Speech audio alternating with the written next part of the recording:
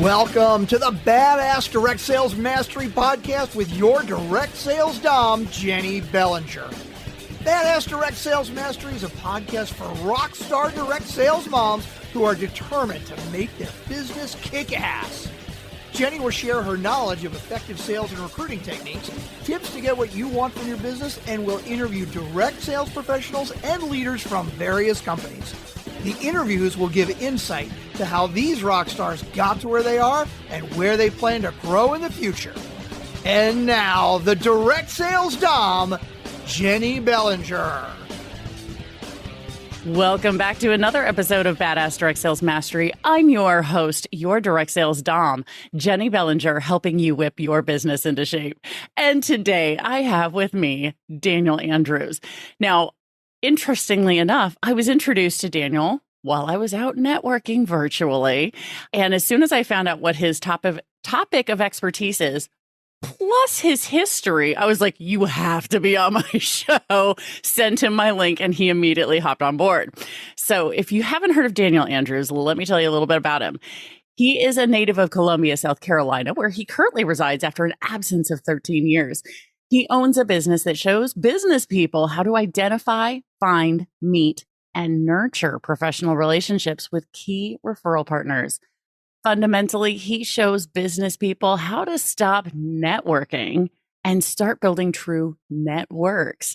This is his fourth career. He's been successfully self-employed for 35 years, including 15 years at Cutco, 2 as a rep, 11 as a manager, and 2 more years as a rep again. Now, he does also qualify that technically he's been in business for 49 years if you start with the lemonade stand in first grade. I love the sense of humor. As y'all can tell, this is going to be fun. Welcome to the show, Daniel. Thanks. Yeah, I'm glad to be here. And it wasn't a jump from first grade to my college life. I mean, there's a direct line of self-employment. I looked the other day, including summer jobs as a youth, through college and adult. I've been a W-2 employee for less than 60 months of my entire life. That's awesome. I cannot claim the same. It doesn't make me a hero by any stretch. It means I'm fundamentally unemployable. And I think the reason behind that is that entirely too direct at every moment. Yeah, so I can't play the corporate games. I don't do the whole. Yeah, no. Hello. That's how I ended up here myself. So Daniel, tell us a little bit about how you started in the world of Cutco and how that has played into this, now your topic of expertise, which is building a network. Sure. It was both an entree and a stumbling block because I learned some fundamentals that I thought were the essence, and it wasn't. But the story for Cutco, for the people in direct sales, they probably know the model. Of course, it's changed a bit over the last years with the advent of, a lot of online work, but answered an ad in Atlanta, Georgia, where I was a college student. I had decided to live there for the summer to be near a girl I was dating.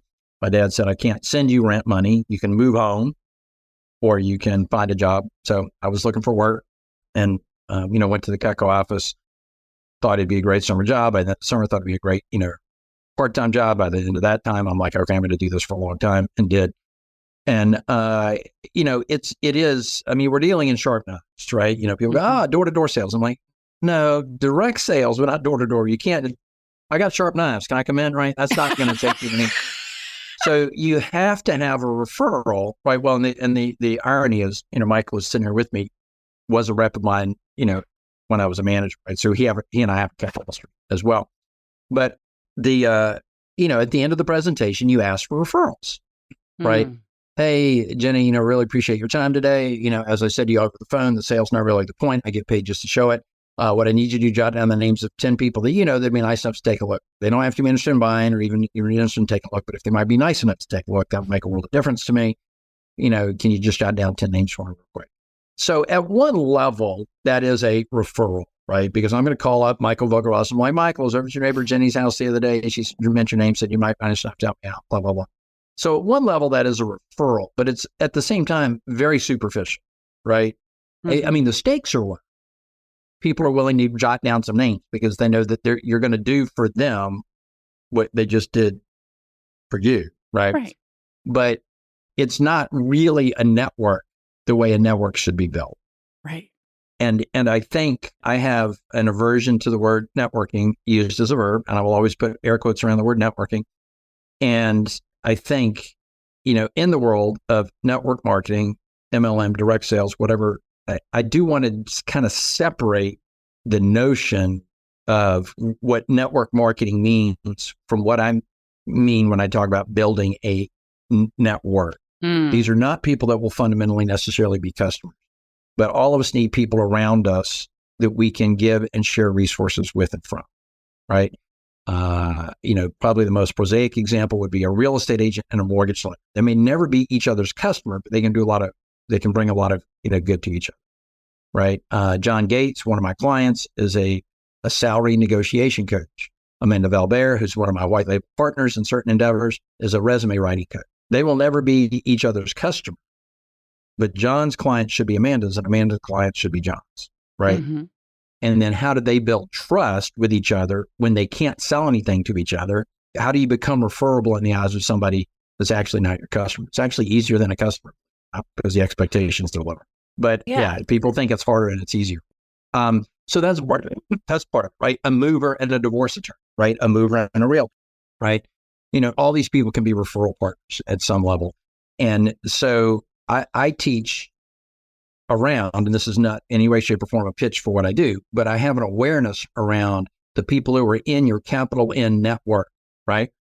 Just because they're connected to you doesn't make them their network. Even LinkedIn calls them connections. They don't call them your network. They call them connections, right? I mean, I was talking to a guy the other day, and I'm always leery of self-proclaimed titles, which is my self-proclaimed title is chief instigator. And, you may love it or hate it, but that's mine.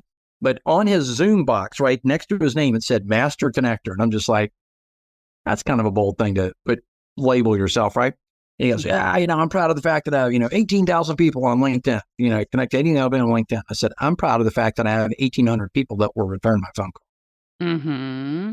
And I don't care what your reach is. Yeah. Driving in here this morning, talking to Suzanne Taylor King. She's like, this guy's got some heavy hitters on his show. And I'll leave the name out, but it's somebody I know quite well. I said, she has lots of LinkedIn impressions. And I know her DM, and she is not turning it into business. She is not producing results. I don't care what your LinkedIn impression. Right. People who know you, who know of you. Talked last night with a bunch of real estate agents. I said, which is more important, brand or reputation? What's more important, what you say about yourself or what other people say about you? Yeah. Yeah. Oh, yeah, absolutely. It's got to be the reputation. It's got to be. It has to be. It has to be. Absolutely. So with all of this, what was the first aha moment that you had as you were going through all of these different businesses and networking? Yes, thank you, because this is a fun story, and I'm happy to tell it because my studio audience here, my good friend Michael, has not heard this story, so this is going to be So I had moved to St. Louis, which is a weird town. If you are not from St. Louis, I am from St. Louis. Okay, now. You'll cop to the fact that it's a weird town. Where in St. Louis? I'm in O'Fallon, Illinois. Oh, I lived in Lake St. Louis, so nice. The other direction. The other O'Fallon. The other O'Fallon. Sure. Okay, so I don't know how it is in O'Fallon, but in St. Louis and the related cities, they want to know where you went to high school. They literally care where you went to high school. And they will listen to your value proposition, even at a B2B level, tell you they'll think about it, vouch you, and go through their high school yearbook and try to find somebody that does what you do. Mm-hmm. They would rather do business with somebody than are from high school. And that's a short testament to the credibility of the relationship that they already have. But it's very frustrating. You're like, but if your guy was good, he would have brought this idea to you a long time ago. Don't be doing this, right? Yeah. But I was an outsider. So I quickly figured out I needed an insight. Now, in the world of insurance, I sold employee benefits. It's not unusual to do a rev share if people help you get the project accomplished. I'm a big fan of eliminating finder's fees in almost every situation, but in certain industries, in certain cases, they're appropriate, and it was. So I teamed with a guy named Bert. I'll leave his last name out of it, and he was going to get 30% for helping me get the deal and then work the deal, because employee benefits, you got to sit down with the employees and everything. Okay, sure. So he gets me an appointment with Butch Suntrop. That's the name you might know. Yes. Right. So you clearly know this is a very large deal for us, right? This is going to be hugely profitable. We had one meeting with four of us, the CFO and me, Bert and Butch. Me and the CFO are sitting across the table trying to talk business while they're talking about who they went to high school with and who's still married. And, is the divorcee still hot, and all this stuff. And we should have sat like this instead of like this, right? So it totally screwed up the conversation. So we're back on Butch's property, right? Suntrip Automotive, one of the 12 that they own. And we're standing in a parking lot. Don't remember which one it was. And we're about to do the deal, right? I mean, this is the decision. And Butch points at me and says, "Who is this guy?" And Bert says, "He's my guy." And Butch says, "But I don't know this guy." And Bert says, "But I know this guy." And Butch says, "But what happens if something happens to this guy?" And Bert says, "I'll find another guy." And what clicked over for me in that moment was that I would have thought that when Butch said, "I don't know this guy," that Bert would have then launched into singing my praises, right? This is Daniel Andrews, and he's really good at this, and he's well known for what he's doing, and he's worked with, literally 100 other car dealerships, right? He knows exactly what's going on here. He didn't do any of that. He said, "Butch, you're not doing business with Dan. You're doing business with me." And I'm like, oh. All the credibility I needed was the cred that Butch and Bert already had between the two. Meaning an introduction is not a chance for you to start over from zero. An introduction to someone's network is to start where they left off. If Butch and Bert were at an 8 on a scale of 10, I'm starting the conversation from an 8. If they're 9 on a scale of 10, I'm at a 9. If they're at a 10 on a scale of 10, I'm at a 10. Clearly, in this case, they were at a 10. Yeah, you got to be able to say. To say that. Right. Yeah, no backup except me. Right. He said, "Quit looking at this guy. Look at me." Right. Yeah. And I'm like, aha. That's huge. Because in Cutco, the intro was a chance for you to start over from zero. Right. You're getting introduced to somebody next door, a neighbor, church member, whatever, right? And you're still going to have to do the whole demo. I never came through the door, and they're like, "Well, all my friends bought it, so just give me the short version. I'll sign up too." Right. You still got, now I had a 92% closing rate, so it's not impossible to do. Right. But you are literally starting over, right? You got the appointment because of the intro, but you were starting over from zero. And I realized that if you've truly built a network, you're not starting over. You're starting over at wherever the other guy left. I think of it like a relay race. First runner comes around the track with a baton in their hand. What is the second runner doing at the moment I hand? They're already running. Do they look back? No. They reach back, but they don't look back. Yeah. You're starting where the last guy left off. That was the light bulb for me. Oh my gosh. Okay. Badass Crew. That changed everything. Hit rewind, re-listen to that again. Because holy crap, that's good stuff.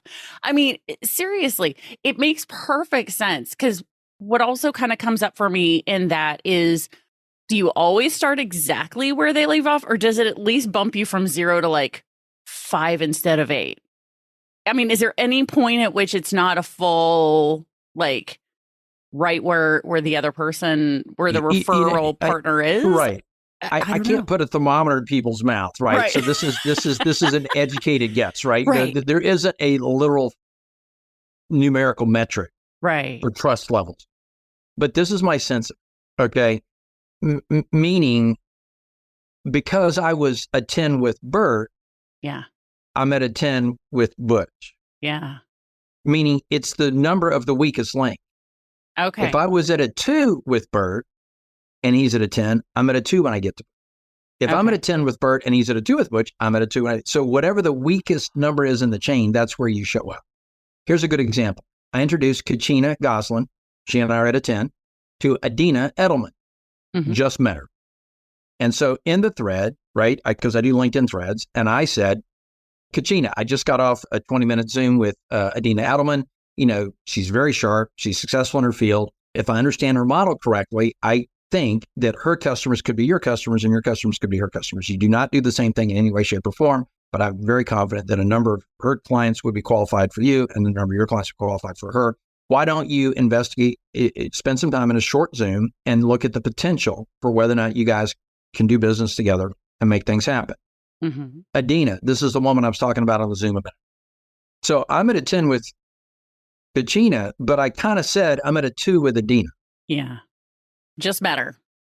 Right. I use words like possible, quick Zoom, see what's possible, check for the potential, could be, just matter, 20-minute Zoom. So Adina's looking at Kachina like a 10. Yeah. Or at least knows that I view her as a 10. So whatever Adina feels for me, she's going to feel for Kachina because, that's a 10. Now notice that the person I said the most about was the one I know the least. Yeah. Right? Suzanne Taylor King sends me an intro. Daniel, Ruben, y'all do big things. Do big things together. That's the whole intro. Right? Because we're both at a 10. So I'm like, LOL, I know better than to argue with STK. Here's my link. And you replied, LOL, I don't argue with her either. I booked. Boom. Right. So the less you say that, the more you're at that level. Oh. So I qualified my intro to Adina as a 2, but Bert and I were already at a 10. We were in business together. We'd signed a partnership agreement. Right. So we're at a 10. Yeah. So whatever the weakest link in the chain. Love that. All right. Now here's what people, okay, go ahead. Well, I was going to say, so for people who are listening to this and they're starting to network, they're starting to build a network, how can they begin to get people to want to do those kinds of introductions for them? Great question. First, you have to, and this will be the short answer, right? Can I qualify by saying, what is it, Arnold? I'm sure it's apocryphal, but supposedly Arnold Palmer had a sign on his wall: 10 golf lessons, $1,000. 1 golf lesson, $1,000. Right? Right. If you think you can get it all before this podcast ends, you're mistaken. No. Right. So Absolutely. you should call me because we can fill in the gaps. Okay. The first is, number one, don't treat everybody like a prospect. People say they're networking and they're not. They're speed prospect. They have one model, and that is to talk to people as if they're a prospect. They spend way too much time on what they do. Yep. That should be about 10 to maybe 20% of the conversation. I'll talk about what the rest of it should be in a minute. But the more you talk about what you do, you've trapped the listener into one dialogue in their head, either out loud or in their head, and that is, do I need what she's talking about? Yeah. I don't care if you've identified me as a target prospect or even an ideal prospect. Until I identified myself as a prospect, the details of what it looks like to work with you or what you would deliver to me if I was your client are irrelevant and possibly, I don't want to say offensive, but off-putting. Why are you pitching me when I have yet to describe myself as a potential customer? Right? And I'm less likely to do that with you because I'm like, okay, she's just coming on too strong. Okay. You talk instead about who you do it for. I serve people that meet the following criteria. Oh, I know people that meet those criteria. And the people that meet this other criteria. I don't know people in that category. And people that meet this other criteria. Hey, wait a minute. That's me. You haven't lost the chance to sell me, but you've created an opportunity for me to go, I want one of those conversations, as opposed to going, you look like a good prospect to me and let me talk at you. Okay. So you talk about, who you serve. Now, in terms of being referable, right? Too many people, I watch this little clip, somebody's like, yeah, I believe, when you're out networking, it's real easy to make friends, you just focus on FORD. You talk about family, occupation, recreation, their dreams. I'm like, cool. That's not good at all. Sounds great, but it's not, it's a terrible idea. Uh-oh. Okay. Well, it's a good starting point. So many ways I can answer this, make the same point. In the sentence, people do business with folks they know, like, and trust. You've heard that sentence before. Yeah. Probably you said it a few times. In the sentence, people do business with folks they know, like, and trust. What's the most important word in that sentence? Like. Business is the most important word in that sentence. Otherwise, you're just making friends. Let me try it differently. Okay. Think of the people in your life that have been to your house for Sunday dinner, that have come to your house for game night. You've been down to the bowling alley on 2-for-1 on a Wednesday. Are there any people that fit in that category that you would not actively hire to do what it is that they do for yourself, your family? Oh, I definitely would hire them. No. Are there any that you wouldn't hire? Oh, that I wouldn't hire? No. Really? Okay. I mean, okay. I'm also the weirdo. Okay. All of my friend network are entrepreneurs. Okay. Right. But still. And I may not. The space I'm in right here. The space I'm in right here. Uh-huh. I messaged the owner on a Friday night at 7 because I'm a workaholic, and I said something about custodial services. And he goes, I'll be right there. I'm like, Greg, you're at home with your family. You don't need to come out here and do this. He goes, no. He said, customer attention is my job. I'll be right there. So he shows up. He's doing whatever he needs to in my space. And he volunteers it. I said, man, I feel bad bringing you out. He goes, it's not the first concern we've had about the custodial service. I said, okay. And then he volunteered this. He said, that's what you get for trying to help out a family friend. Oh, yeah. Let me try a different one on you. Are there people that you would hire or have hired, but you just don't picture them at your house for game? Oh, yeah. So the Venn diagram of people that are your friends and people that are your business connections is not 100%. Oh, no, it's not an People overlapping that you're willing circle. to refer or hire is a different list than the people that you're willing to hang out with. So a model based on know, like, and trust without a focus on business is wholly insufficient for determining. You've got to discover if Jenny's referable as you're uncovering if you're referable. Because if I want this relationship to last, I need to support you in the ways that I want you to support me. I call that mutuality. And I'm not going to support you unless I know I can trust you. So I need to be asking questions of you to make sure you belong in my world. At the same time, I'm low-key convincing you that I belong in your world. Right. Because I'm shooting for a relationship that lasts. Yes. Okay. Yeah. So you become referable when you have trust. Trust is created with reliability, credibility, and likability. Likability is the least important, meaning we could have ended up voting for different people, but if I'm good at my job, you'll still call on me to get the job, even if you wouldn't have a beer with me, at Showme's, right? Badass. Got to include the local reference. Yeah, exactly. That's a local reference for those of you who are like, at the where? At the what? Hot Shots is another one, right? Yeah, exactly. Hot Shots is still around. Show Me's. I don't know that exists in St. Louis anymore. So it's okay. Laclede's Landing. I know that's still there. Oh, yeah, that's still there for sure. Yeah, for sure. Oh my gosh. Okay. So first of all, you brought up the fact that this conversation is not going to teach everybody who's listening, the badass crew, everything they need to know about building a network. 100%.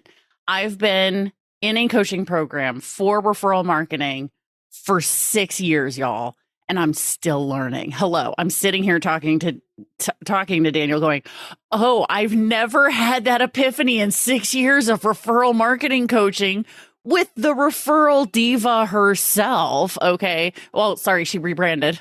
Branding. Referral alchemist. Seriously, if you think you are done learning about people, you're wrong. If you ever think you're done learning about people, you're wrong. There's still always something more to learn because people are ever evolving. Things are ever changing. And I want to go on record as saying this is not a gift that I have. This is hard-won wisdom. This is a skill that can be learned, right? And in my opinion, the person that you should hire to coach you on anything is the guy or gal that struggled at it and had to learn how to do it because they know the difference.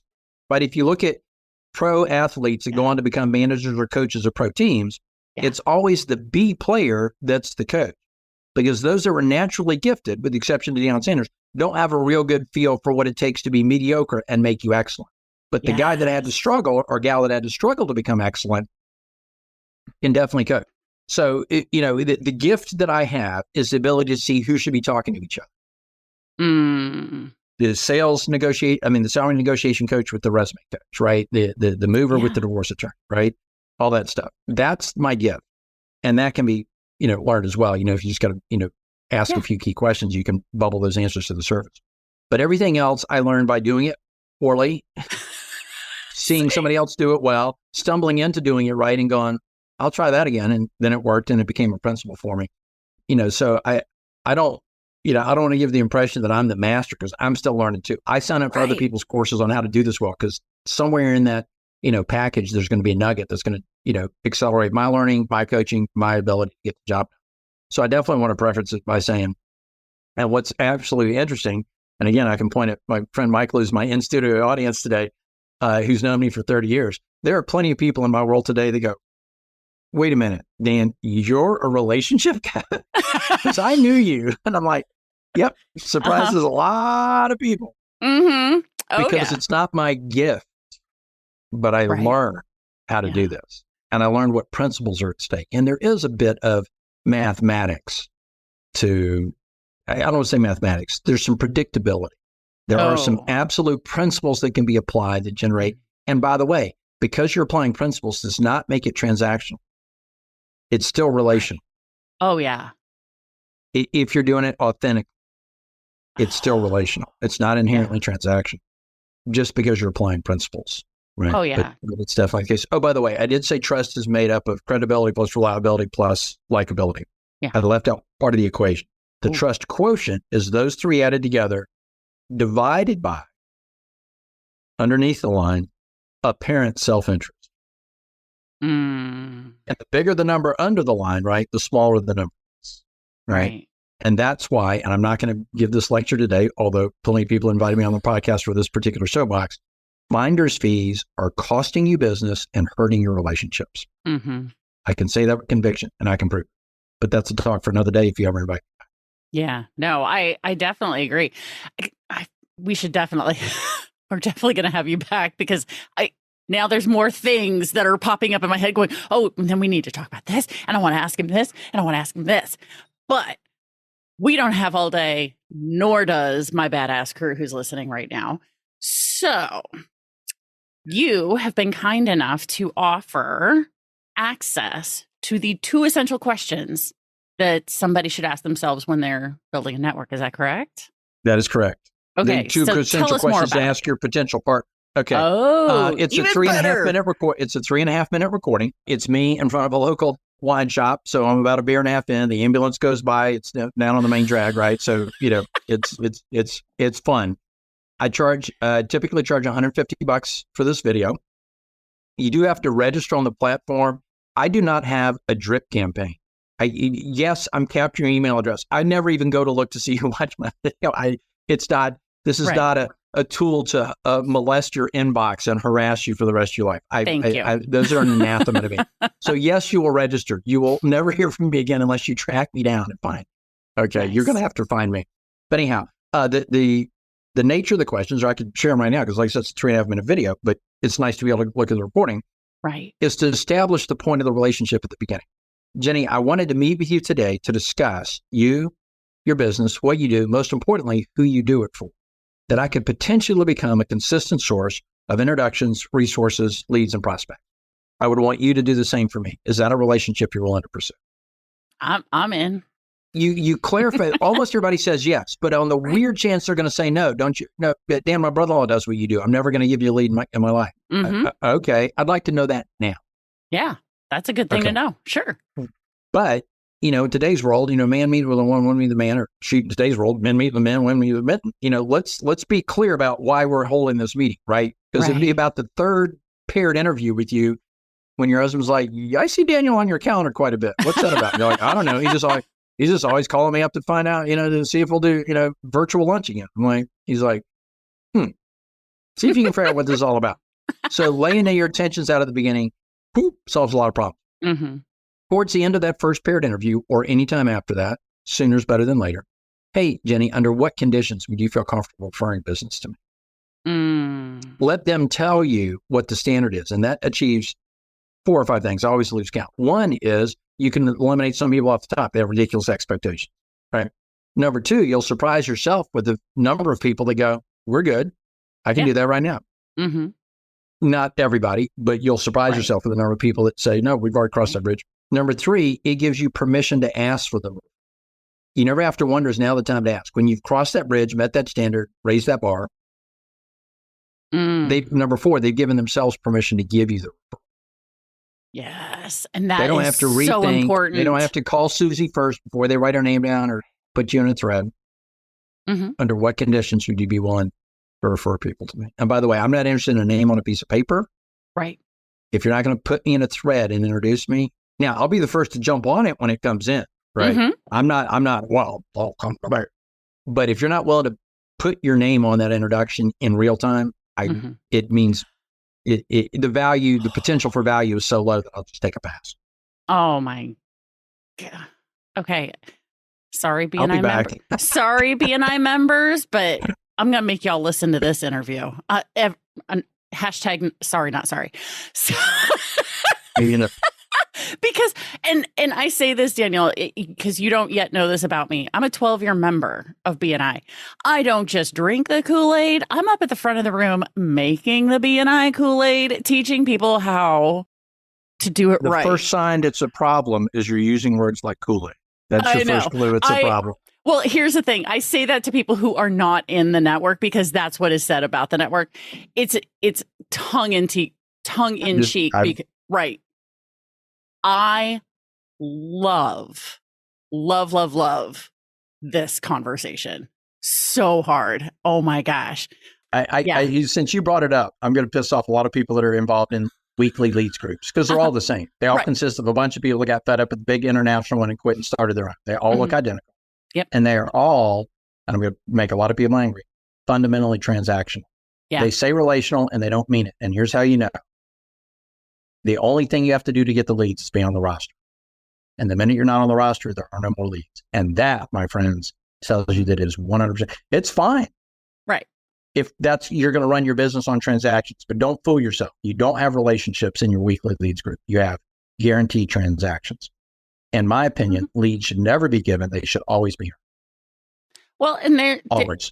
The other conversation, difference between a lead and referral. Because I don't want a lead. Do not give me a lead. I do not want prospects are actually suspects. I know. I do not want permission to cold call. I won't do it. If you send me a name that says, hey, my sister does, because I coach people in direct sales and network marketing. My sister does this. And here's my number. Have her call. I'd love a Facebook introduction. There's a huge difference. Right. Huge difference between leads and referrals. And so, and people are still learning. So I give lots of grace. Sure. Yeah, absolutely. People. Meaning they were never shown there was that. Meaning I don't think that people who want to weekly leads groups have got the wrong spirit. They've just been handed the wrong set of tools. Right? Exactly. Because I think people prefer relationship over transactions. They prefer quality over quantity, right? In both relationships and leads, prospects, referrals, right? Yeah. But, they'll give you training wheels. Yeah. But they break your legs. They have no interest in seeing you stand on your own. A relationship does not require a roster. Right. Oh, yeah, no, absolutely. If you understand the principles of building a relationship, then it doesn't matter where you meet them. And it doesn't matter whether you leave that church, leave that leads group, leave that chamber, leave that town. None of that matters if you have a relationship. Doesn't matter if you switch industries or they switch industry. Then I can support you to the same degree if your industry's changed, but they still want to. Right. And that's the key. Right. I was speaking to somebody last night. I said, what makes me cringe is they use words like seat and chair. That's an inanimate object. Yeah. I want people in my world. I ain't filling a seat. I'm searching for relationship. Oh man, we are so having this conversation. This is continuing on. And now for those of you who are not aware, and this is something Daniel's going to give back up to this. That's what was known as a Midwestern goodbye. We tried to get off the conversation like 10 minutes ago, but we just kept going. That's a Midwestern goodbye. You say goodbye in the living room and then at the front door and then on the front porch and then in the driveway. That's the Midwestern goodbye. This is amazing. Daniel, thank you. Because I know there are a lot of people who had aha moments just like I did. And I hope they go back and listen to this again because your brain was so busy being like that you missed other nuggets. So go back and listen again, like once a week for a month. Okay. Just once a week for a month and tell me you don't learn something new the fourth time. Sure.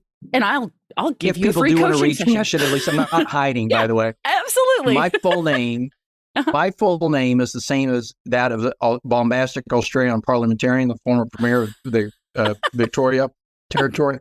So you can't find me by Googling me. I had to buy my full name as a web domain. So www.danielpatrickandrews.com will take you to me. But a search for Daniel Patrick Andrews, you will never find me. Right. But www.danielpatrickandrews, just like you think it's spelled, Daniel Patrick Andrews, S on the end.com, take you to me. The website's a placeholder for my testimonials. Just figure out how to connect with me on LinkedIn and then ask me if you want to talk about Ninja Network Building Skills, which is a closed-ended coaching program that shows you how to trade transactions for relationships. I love it. Absolutely. And of course, because we did talk about the Essential Questions video, the link to that video and the coupon code to use for it, because he does charge $150 for that video. The coupon code is Ninja. So grab the link down in the show notes. If you have never listened to the show before and you're like, show notes, what are show notes? Just grab your phone as long as you're not driving, click on today's episode, scroll under Daniel's picture, and you will see the show notes. There they are in bold. There's the link to the video for the 2 essential questions to ask your potential key referral partners, and use coupon code Ninja to get that video. Daniel, this is amazing. I swear I'm going to send you the link to book the next one for like next year, like ASAP. I don't want to let this go. Happy to be back. I am happy to be back. I'm a network nerd. So let's keep doing this. Have fun with this. And badass crew, you know how this goes. Stay tuned because there's another badass episode on its way. Thanks for listening to the Badass Direct Sales Mastery Podcast with your direct sales dom, Jennie Bellinger. Why are you waiting to go to badassdirectsalesmastery.com? Don't make the dom get her whip. If you enjoyed this episode, make sure to share it with another rock star that you know in direct sales after you subscribe to the podcast so you won't miss any future episodes. You can also check out the show notes for links and any contact information mentioned in today's episode. We'll see you next time.